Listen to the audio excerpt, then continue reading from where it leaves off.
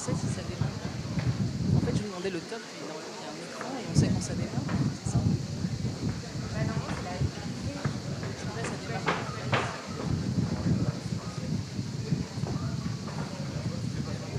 Non. C'est parti, là? Ah, ok.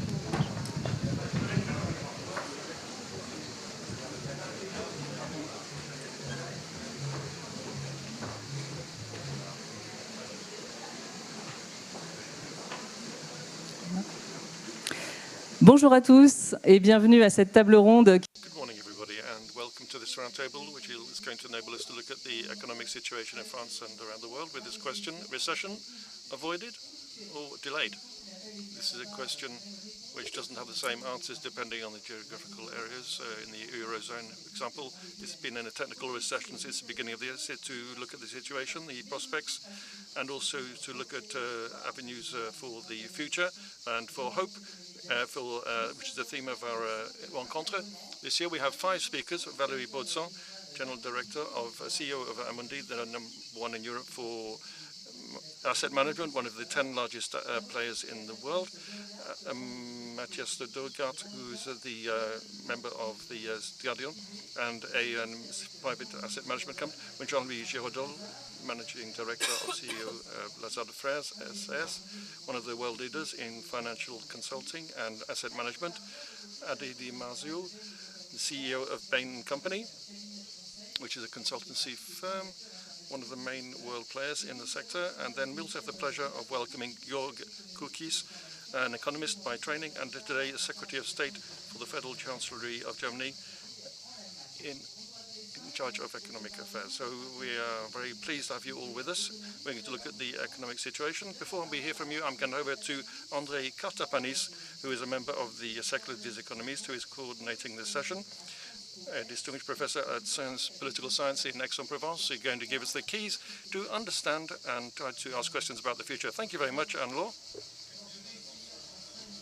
In 5 minutes, I'm going to try to give you the landscape within which we are going to be discussing various subjects during discussion. The first 4 sessions today aim to give an analysis of the situation with a summing up of the uncertainties and the configuration at the macroeconomic level in Europe and worldwide, where there are many questions that need to be asked and we need to make some recommendations. And we're going to do this more precisely about the rate of economic recovery. We have to talk about recovery after the pandemic, and it's true that it's quite a difficult question because the forecasts prove often to be inaccurate. The clouds are of many kinds. There can be negative and positive indications. The Eurozone is in recession, as you said, technically, for 2 successive quarters now, with a reduction of GDP. This isn't the case in France. It's not the case in the US either. And so we have a fear which is of stagflation, which may start to take place in the world economy. This situation is something we've already seen in the past. Typically, when we look at the situation post-war, in the last century, we had similar configurations. For example, as a reconversion crisis in 1920, followed by a renewed inflation, which very quickly was replaced by the effervescence of the crazy years, and in the 1948 and 1950, and during that period, when we had the restarting of economic activity, there were various jolts and return of inflation, and all of this was the preliminary to the 30 glorious years period. And so these are phenomena which we've already been observed. So to come back to 2023, what are the factors that justify these uncertainties concerning the economic activity? We can mention 3. The increased rebound in inflation, which justifies the increasingly hardening policies and monetary policies and the increase in interest rates by the central banks, the end of whatever it costs, quoi qu'il en coûte in France, and so much more stronger position in terms of budgetary consolidation, and also geopolitical uncertainties as well. Testimony of that, of course, is the war in Ukraine and between Ukraine and Russia. And so, therefore, given these conditions, what is at stake? What are the responses we can prepare for? As part of this session, we wanted to give an original analysis of a question which first and foremost is macroeconomic. And so by calling on various speakers who are going to talk about their experience, what they've experienced on the microeconomic level. And so we want to see whether there is a kind of echo given to this macroeconomic preoccupation from various companies and investment funds. So one of the things I've asked these speakers to do is to look at the heart of the matter, in particular the question of investment. The level of investment, which is at the same time an element of overall demand and plays an important role in the cyclic nature of the economic activity in the short and medium term, is at the same time the key element for reconversions and for reorganizations and recompositions and for taking account of the requirements in terms of decarbonization and digitalization. It seems to me that on the macroeconomic level, it is vital to be able to trigger what I would call an investment shock. This investment shock is nothing more or less than a change in scale of 1 or 2 or 3 points of GDP of investment compared to the trend we had before the pandemic took place. The question that is therefore asked due to this, in the face of this investment shock, is to see what is the perception that companies have at the moment. Is it a question, this question of investment shock, is it something that companies are aware of? Is it part of the investment plans and the different short and medium term programs of investment? Is it on the agenda? And the second aspect, if it is on the agenda, perhaps, what are the constraints that the companies have to deal with so that we can then translate the incentives on the microeconomic level to the macroeconomic level so that we can then have sustainable growth which will be inclusive also and which will represent a new trajectory to enable us to exit this crisis. That is the framework I wanted to give very quickly. Thank you very much. Thank you, André Catapanis, for these considerations. We'll start straight away with you, Valérie Baudson from Amundi, the CEO of Amundi. What is your analysis of the worldwide economic situation? Well, my analysis corresponds to what has just been said.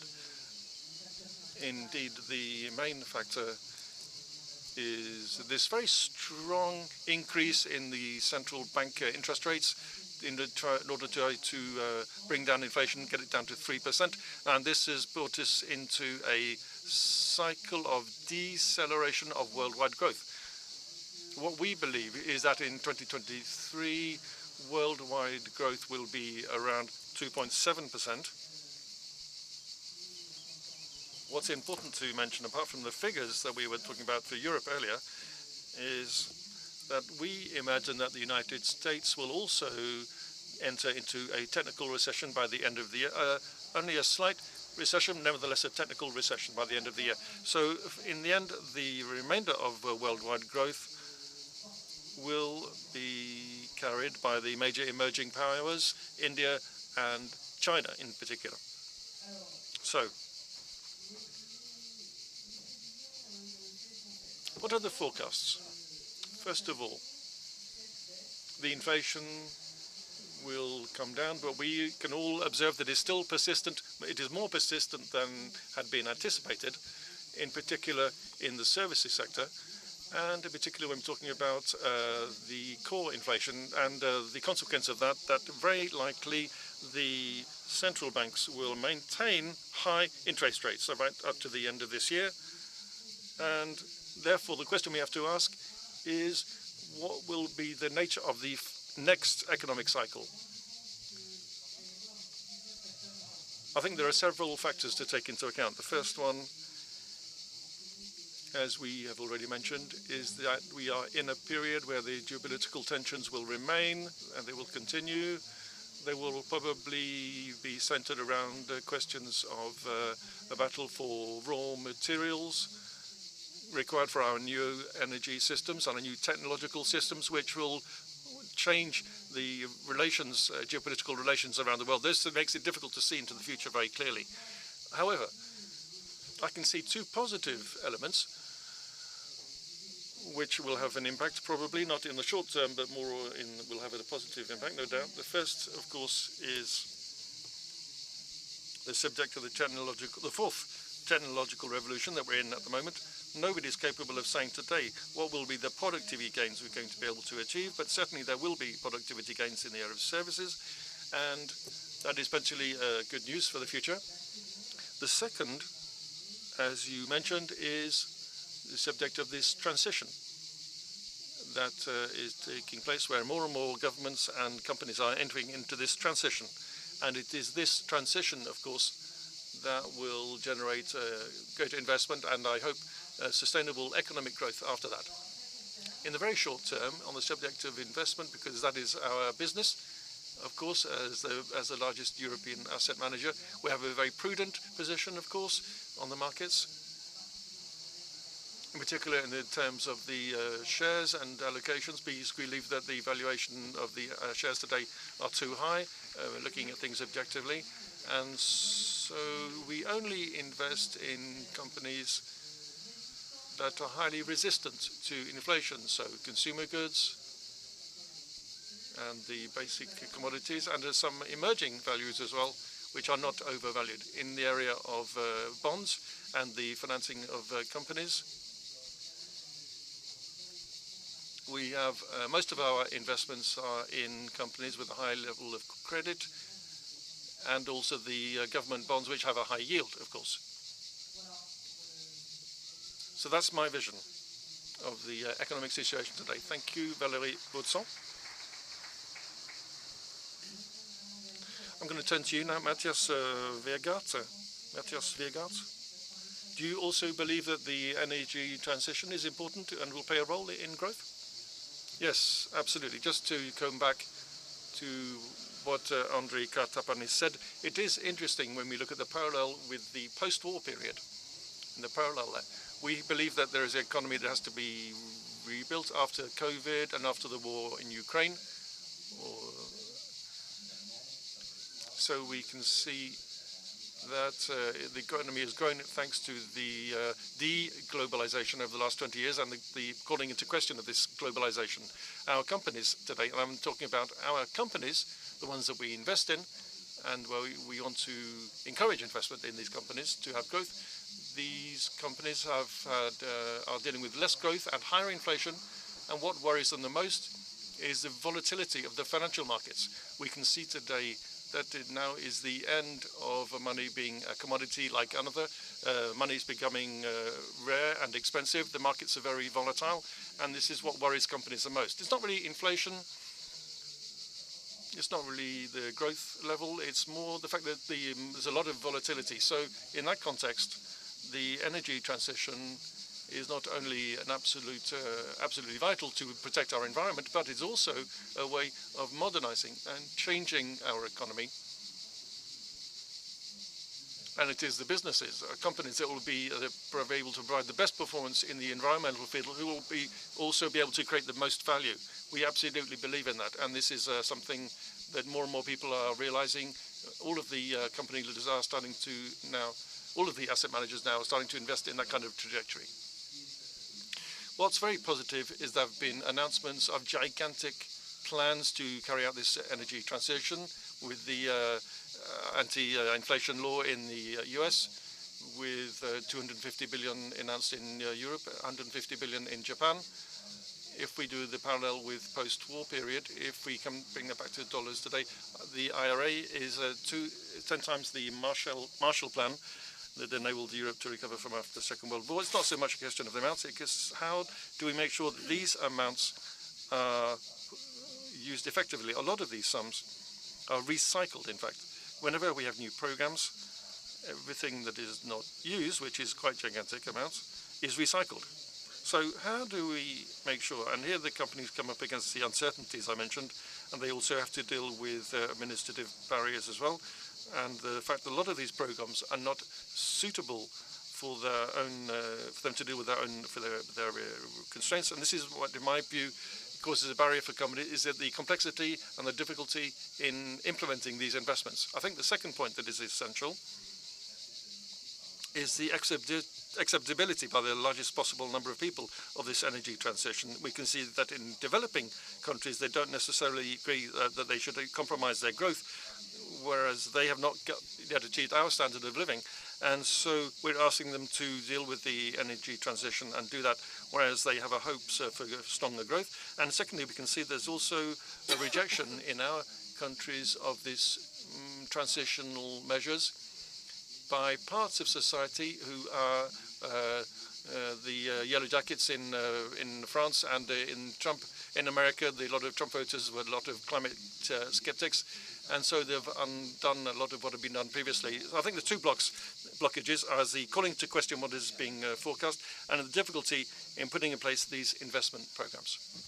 Thank you for those thoughts, which are very interesting. Jean-Louis Giraudot, how do you see the economic situation? We've seen, for example, that in the merger and acquisition market has been made turbulent by the increase in interest rates. How do you see the future?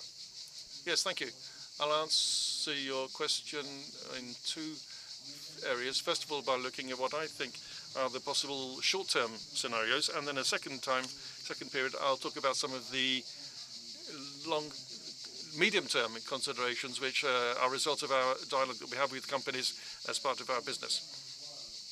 In the short term, I see three possible scenarios. The first one, which we seem to be in today, which is what they call a marked landing. The second one is a missed landing. And the third scenario, which is a risk, we've seen that with the regional American banks, is a scenario for financial instability and financial crash. The marked landing, I'm sure you're familiar with the parameters of that. In fact, we are in a big debate to see whether the gradual tightening of monetary policies within 12 or 18 months' time will bear fruit. And if in accompaniment to that, we'll be able to resolve the tension factors on the supply chain and the situation after COVID and on the price of energy, and above all, the employment market, which is the most resistant factor to the landing of these economies. All of this is taking time. It can be compared differently depending on the different consolidation mechanisms in countries. We've seen that in the US especially ever since the debt agreement. We'll see it in Germany. Georg will tell us about that. We see a lot less in France. We have a 5% deficit in economic finance this year, 4% the next 2 years. These are policies that are very expansionist for France, which can explain the differences in the figures we've seen for the last quarters between France, which is not in a recession, and other areas that are. So when we're answering this question, whether we're in a recession or not, it doesn't really matter whether it's 0.1 or 0.2, we're more or less in the same area. I don't think we should spend too much time trying to describe the current situation. The other scenario, which I fear, is the missed landing, as I call it. This is whatever it takes the other way around. In other words, the central banks are in a scenario of sustainable hardening because it's a question of their sustainability. The president of the Fed, Jerome Powell, wasn't to be the chairman of the same as in 1968-69. He doesn't want to be Paul Volcker again. He doesn't want to have to manage a crisis and an inflationary crisis. You can remember that Clary Summers said in 2022 we'll take 5 years of employment at 5% or a year of unemployment at 10%. We're a very long way away from those kinds of situations. This means we might have a much more violent scenario of hardening where the underlying inflation, the core inflation, doesn't go down. It's at more than 5% month after month, whether in Europe or the US. And we can see that the risks of returning to high energy prices, which can increase inflation. At the beginning of the year at Davos, the president of the worldwide oil companies thought the oil price would be $100, $120 because of the Chinese recovery. We haven't seen the Chinese recovery. If the Chinese recovery does take place, there will be a new crisis. At the level of the central banks, we have to say, read me my lips, and simply believe what they are telling us, especially if it's a scenario of budgetary consolidation. In that case, the landing could be much more difficult. And I think this could be a credible scenario. The less worrying scenario is the crash. We've seen that in the regional American banks, the hypersensitivity of the banks' balance sheets to the increase in interest rates and the extreme volatility and the instantaneity, the possibility of being able to transfers and movements of finance very, very quickly on the internet. Bank runs now take place through a few clicks of a mouse, whereas it took a lot longer. And there's a risk of a cracking in the financial world. The level of world indebtedness is very high. The sovereign risk is high as well. Most of the emerging or developing countries have lost access to finance. At LASA, we are very much present in that area of business. We have some asset bubbles in some categories. We can see AI is starting up again. And if we look at some factors such as the CAP Schiller index, we look at the prices according to the cycle. We had quite a high point, about 30, whereas we're at 45 in 2000. We were 35 in 2019. So at quite a high level, which may be announcing a crash. Although we are better placed now to manage this than we were previously. Basel III and Basel IV and Sol 26 have enabled us to be in a better position. So the mechanisms to resolve banking problems are now in place in Europe. Ever since the major financial crisis, we now have mechanisms that which mean, from my point of view, the financial world is capable of resisting these crashes. If we now look in the medium term and what the companies are telling us, I can three sources of concern to relaunch investment and for the growth scenario. We have a debt wall. I was talking about world levers, the indebtedness of companies, which was taken out at very low interest rates before or during COVID to have liquidity. This indebtedness is now very high everywhere, in developed countries and in sovereign countries, and in the governments and in companies as well. If we look at the S&P countries in 24-27, France is for 347 billion billion euros of refinancing. For Europe, it's 1,000 billion. For US, it's 27 billion. $3,300 billion, which have to be refinanced in the US. So these are huge amounts. And we can see that for a number of companies that have a lot of money to reinvest in the microeconomy. This is a difficulty that the financial sector overall, the banks, the bond markets and the private debt markets will also have to be able to absorb, because otherwise we're going to have companies that disappear. The second challenge is productivity. We know that for a long time we've been in a regime of slowing of productivity. At the moment, it's difficult to see the benefit for productivity of investments in technology. If we invest massively, productivity has to be there so that in terms of growth and overall well-being, the result of these investments are visible. Why is productivity not there yet? We could talk about that for a long time. Of course, there's the effect of working from home, perhaps. And the last point is the energy issue, which is absolutely central. Valérie and Matthias have talked about this. Is very ambivalent, because the energy issue, we've all read about the fact that 2 points of GDP in 2030 is the aim. We can see that there is the effect of growth being pulled upwards and an increase in growth thanks to this. This is ambivalent because some of the investments are made by institutions. They don't create new capacity but replace each other. And there's also a question of mobilizing savings, and I'm turning to the green economy. We have to mobilize savings in this area, and also, especially because above all, the energy question has a negative impact, and that worries me a little bit. The energy prices today for gas are 3 times higher in Europe than they were before the crisis. The prices of electricity are still twice as high after a very warm summer. So Europe is in sustainably in an uncompetitive situation in terms of energy. Energy prices are much higher than anywhere else. When you're an industrial company, when you want to invest in Europe, this is a real problem. And I think they hear that Europe had found in itself the means to respond to the COVID crisis. When we compare the 2 exits from the crisis, the exit from the financial crisis and the COVID crisis, Europe is not very well mobilized and is not in a good situation. I think Europe needs to be stronger and has to take much more stronger action faced with the economic crisis. À vous la parole désormais, Haddad. Now the floor is to Ada Di Marzo, the global slowing cycle. How do you support your clients going through this phase? Thank you. I think I'm going to take it under the angle of the works that we do with our clients on the ground. And of course, during those times, we have watched closely what's happening in the sector. These are times where the gap in performance in the sectors are getting bigger, and they're getting bigger because of the capacity of some actors to keep a continued investment. This is a very important element, because if you don't have your capacity to invest, you won't be able to invest for the future, as Valérie said.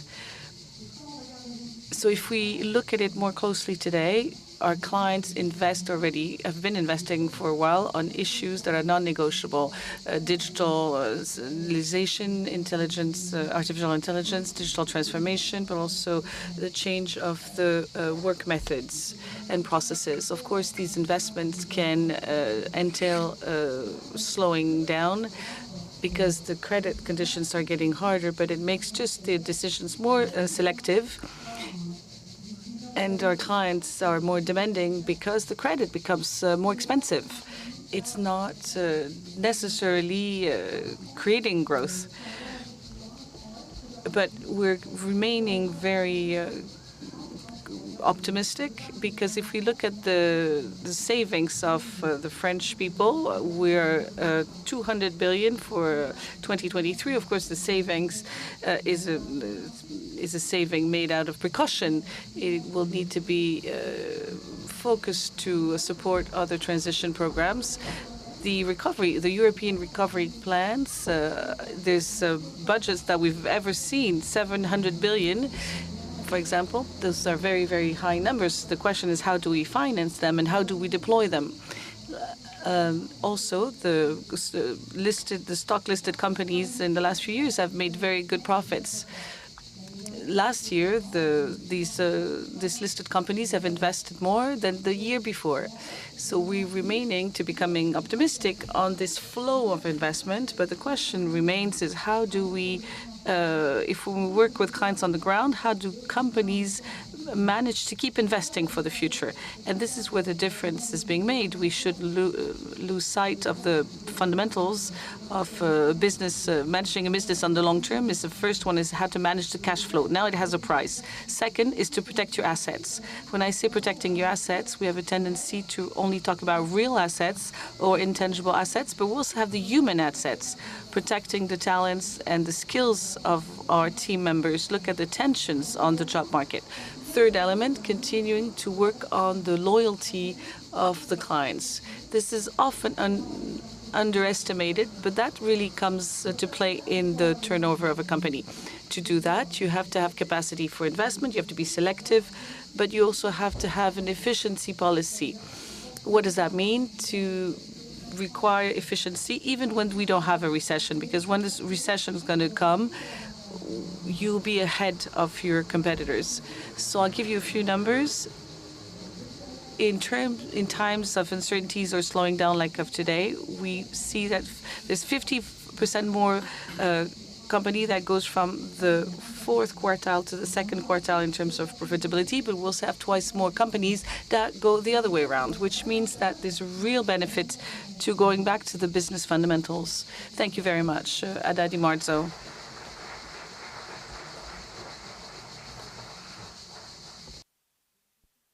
And we will finish this roundtable with you, your cookies. We want to hear you out on the world situation, but I'd like to hear you out on your own country as well, Germany, that started a recession. Can you explain to us what are the causes, and also maybe what are the policies that you implement to mitigate this situation? Yes, thank you. And if you allow me, I will switch to English. I learned that new word, a French word, switcher. Because I can articulate myself a bit better. So, of course, we suffered probably more strongly than other European countries the terms of trade shock that all of Europe experienced with the higher energy prices. But of course, due to our over-reliance on Russian sources of energy, the fact that we were so dependent, over-dependent on 55% of our gas came from Russia, 40% of oil, 40% of coal. So in fact, I was told exactly in this tent, exactly a year ago by one of the people who intervened, that we couldn't afford in Germany to get rid of Russian oil, gas, and coal. And the German economists that were discussing this eventuality about a year ago said that if we got rid of Russian sources of energy, the recession would be, the optimistic ones said -3%, the pessimistic ones said -8% or even worse. So in that sense, the fact that we've been able to withdraw from Russian energy completely, we have zero of oil, gas, and coal from Russia now as we speak. And they're therefore, of course, paying for the over-reliance on this Russian source of energy through the much higher exposure to the terms of trade shock that came from the higher prices that were mentioned several times. But relative to expectations, being close to zero in terms of growth is actually better than expected, as tough as it sounds. But still there's, in addition to this terms of trade shock, of course, additional sources of pressure. One of them, of course, emanates from the price increase as a result of the terms of trade shock, namely the weakness in our domestic consumption. And that is certainly something that we are struggling with. That consumers are reluctant and are still very cautious in terms of expanding, even though I'll talk a little bit about the fiscal policy measures that we took against that. The second source of economic difficulty is, of course, textbook economics when terms of trade shocks increase inflation and feed through second and third order effects. The fact that the central bank increases interest rates, of course, hits the construction industry probably the most immediate. And given that we had the first real estate boom in the post-war history of Germany ever, that really affected our growth in an adverse form. I think everyone in Europe is suffering from that. But because we had a very strong growth of the construction sector, that is hitting our economy. Then the next factor, of course, you said la reprise chinoise n'est pas là. And we really noticed that because of our high export exposure to the Chinese economy. And a lot of our base materials, a lot of our machine tool industry, and a lot of the sort of leading indicators of exposure to la croissance chinoise, and of course also global growth is slowing down, and some of the numbers that we've seen are indicative of that. So in that sense, there are challenges, but on the other side, and I think that gives me also cause for optimism, we are seeing quite a strong resilience of the economy. So there was not a sharp contraction, there was not a sharp decline, and we are seeing through all of these adverse indicators also a lot of positive signs. First of all, the replacement of the old capital stock with a new one is happening. And I do think I fully agree with you that we can't make the mistake of saying, oh, it's all wonderful and all of this renewable energy is going to cause a huge capex boom. First of all, we have to replace the inefficient and very fossil old stock of capital. But the good news is we are seeing that this is happening. And the other good news is, of course, the much lower carbon intensity of the new capital stock and the energy produced with that, and B, the much lower levelized cost of energy from renewables relative to fossils. So we are seeing already the measures that we've taken last year with massively accelerating the planning and permissioning time for renewables, declaring renewable energies in the national public interest and the national security interest is having an effect on the court system, on the approval system already 1 year into the implementation of those policies.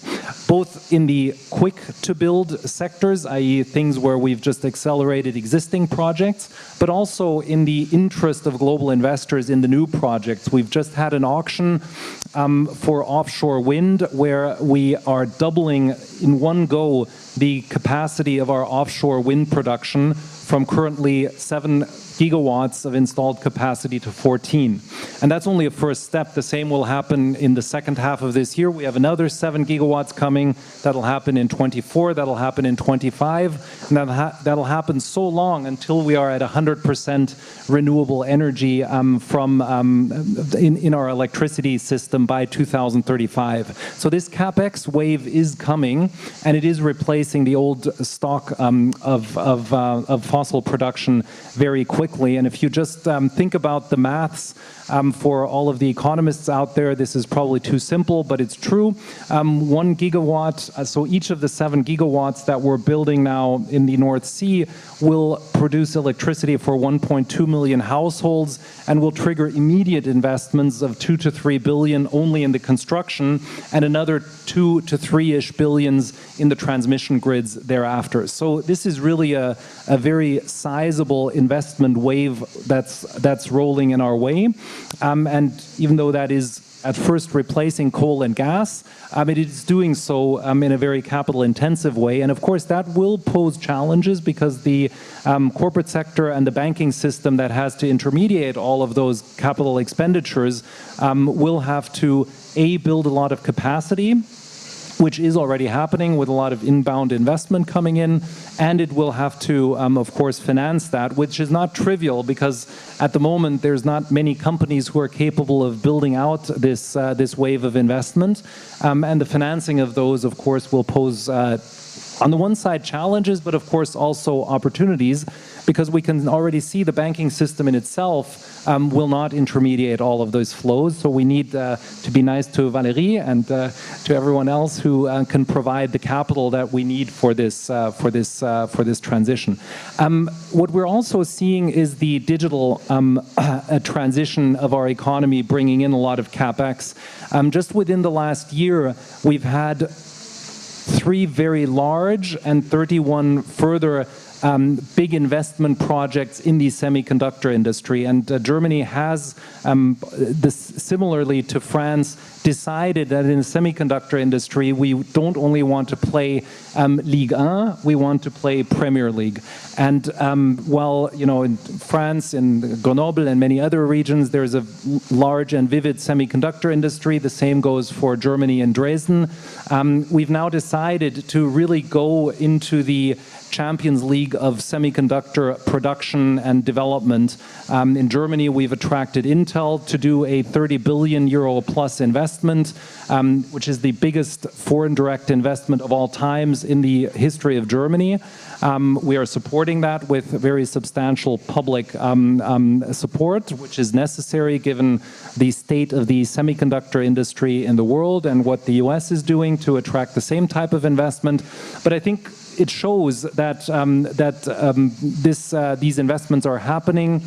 The fact that they're not unique is really the biggest case in point. The fact that there are second and third round effects. We've had a 5 billion investment by Infineon in Dresden. We've had a 2 billion investment of Wolfspeed in the Saar region. And again, we just approved 31 other semiconductor and microelectronic investments across Germany.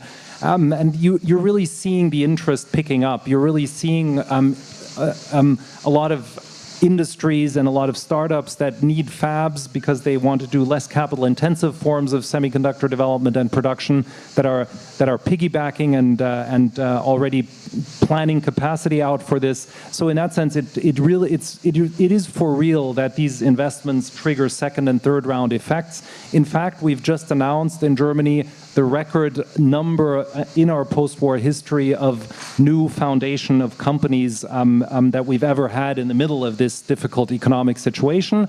So I would say, summing up, the glass is half full. Merci.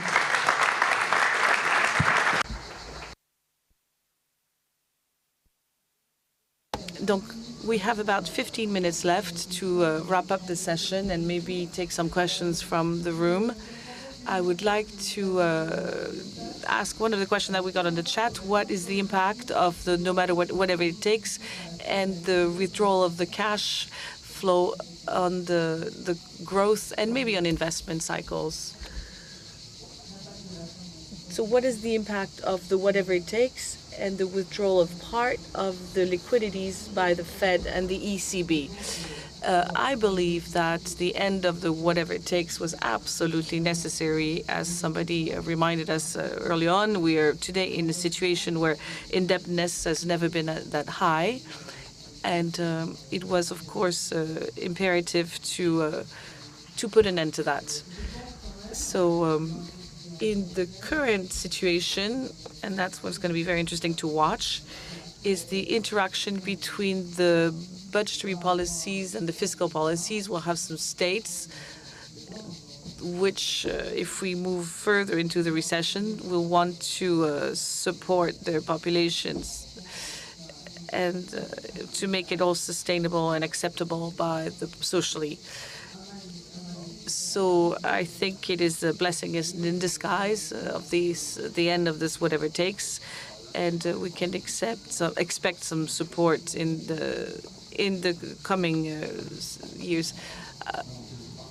Yes, I fully agree with what Valérie said. I think there are two sides to your question. There's the budgetary side and the fiscal side. On the budgetary side, the rates are up, but there's still a lot of liquidities. The P&L of the central banks are not that bad. They're reinvesting, but they're not reducing drastically their budgets. And we can see that these liquidities feed the price of the assets and explain that the price of the assets remains high. The work is yet to be done on the liquidity side. We have to do it with subtlety, and we have to do it also on the budgetary side. Very few states have started the budgetary consolidation that is absolutely necessary. Germany has done it. At least they have started doing it. I think the whatever it takes, the English translation, is one of the defining moments of monetary policy against the crisis that we've ever had. And I know that in my country, Mario Draghi was heavily criticized, but personally and for the German government, Chancellor Olaf Scholz said it all when at the 25th anniversary of the European Central Bank just a few weeks ago, he said when Mario was in the audience that this will go down in history as one of the defining positive moments of decisive combat against crisis ever in history. So I think that was really very strong, and it paved the way both during the Corona crisis and the response to Russia's aggression against the Ukraine for decisive combination of monetary and fiscal policy. And I think just like the European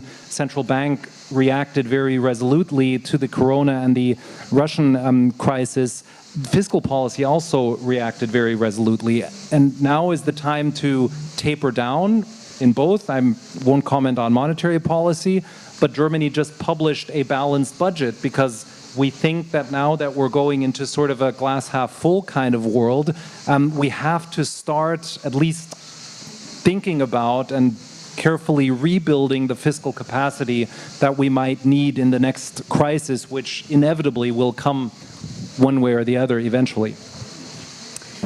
Merci. Thank you. I would like to add something on a sentence that you, in your presentation, André Cartapanis, you said for major companies, the logic for shareholders lead to a major buyback of assets or mergers and acquisitions.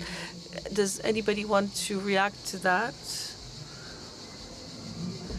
Do you want to maybe explain more what you meant by this? Yes, if you look at the part of the profitability of companies that was created, that is not going to paying the shares or buying back some shares, but is going to productive investment, we can feel some concerns from a point of view of the mobilization of this profitability in the recomposition of the productive machine and equipment.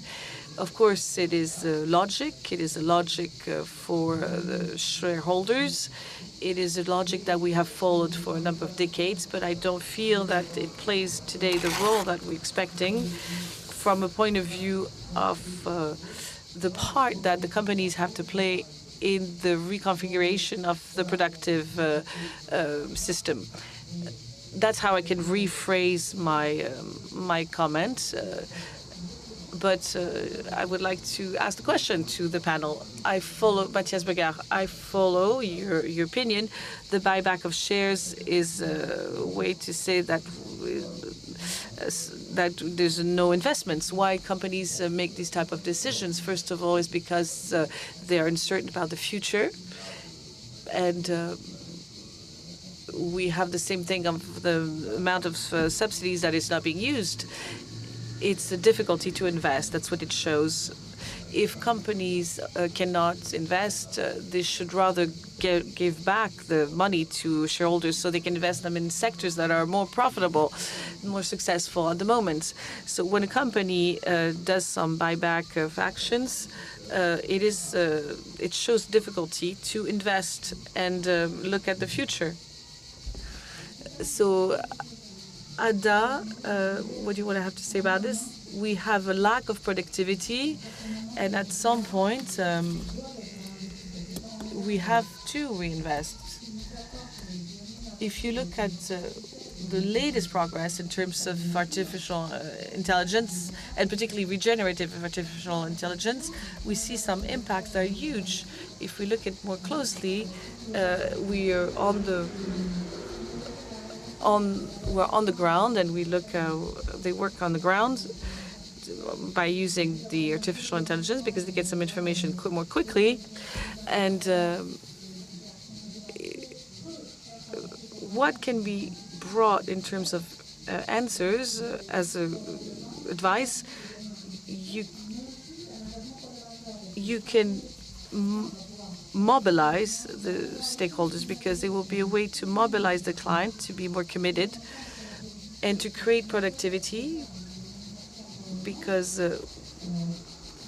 what we're trying to do with the same people, the same tasks, or tasks with added value. And that's what we're doing with our clients. So we underestimate the importance of these investments at the long term, and we underestimate the importance that these investments will have in the reconfiguration of the value chains, particularly in a context of energy transition. When we work with a company, a logistics company, and we try to see how they were going to reduce their carbon footprint, it's a real revolution, because we have to reinvent all the processes, the transport, the types of fuels that are being used, the charging methods. It's all done with technology and artificial intelligence. And one day we'll have to go further on that, and that the state will organize a program of long-term investment. Why do I say that? Because we need to have a financing equation that is equalitarian. And equality means offering some long-term investment options to people that could be guaranteed by the states, because we give them some states guaranteed loans, allow the people to refinance their own energy situation. And so they will allow a lot of the people who have saved up to have used this mass of liquidities. Valérie Botson, 2 comments. First of all,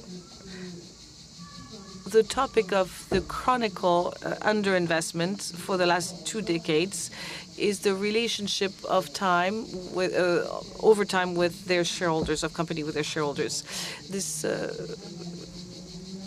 time relationship was too short term, so the companies could take the risk, or want to take the risk, to invest on the long term on their business model. And I believe this is one of the most negative impact points of the financial markets. Where I look at the half full glass is where I realize that this awareness that is very strong,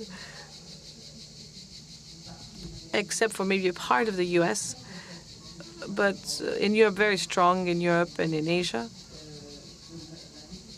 of this awareness of this necessity to finance the energy transition means that the shareholders, including shareholders of markets, ask the companies to commit to transform their business model and sometimes disrupt it. And we need these companies to disrupt their business model because it is an industrial revolution. Like Jörg said, there's not that many companies that manage to do it. Today we have enough money to do it, but we don't have enough projects. And we sometimes forget to say it. Even if we need a lot of money, at my level, I see that we're not short of money. We're short of ideas and projects. So we need to support these companies, and more the shareholders and Amundi, to begin, will support the companies that invest on the long term, particularly within the framework of this energy transition. I fully agree on the fundamental role of the state in how this investment should be framed and marked. We should not have a framework. We have to have a framework that allow the companies to sleep at night, and the financials to guide their clients as well. So we need, as asset managers, such a regulation in Europe. We need states that can intervene to define industrial policies. Jean-Louis Giraudol. Valérie stole my light, but I agree with her because we have a relationship with their shareholders, and this buyback of shares reflects this relationship with the world of shareholders that is completely changing, particularly in Europe. The second thing is in my activity, in my business, I don't know one company that gives up on investment that they need or that if they find economically sound. I don't know one. So I think we're short of projects. If there were more projects, there would be more productive investments. And last point, at least in the transition, and last point, and this comes from the period that we've known of very low interest rates, where the structure of the ideal P&L pushed the companies to be in debt. And if you look at that ideal structure of P&L, where you don't know what to do with your money, well, you give it back. This is going to change as well. Thank you for this optimistic note. We have very little time left. I don't think we'll be able to take a question from the room. Do you each want to say a word of conclusion? I would like to end by using the words of Jörg as the company manager director. Despite the economic situation, we have to project an optimistic vision of the future, because this is how we make the world move forward. I would like to go back on what I said. For Europe, energy efficiency is urgent, and we shouldn't be obsessed with costs, such as the German economy that focused on only one source of energy. We have to diversify our source of energy.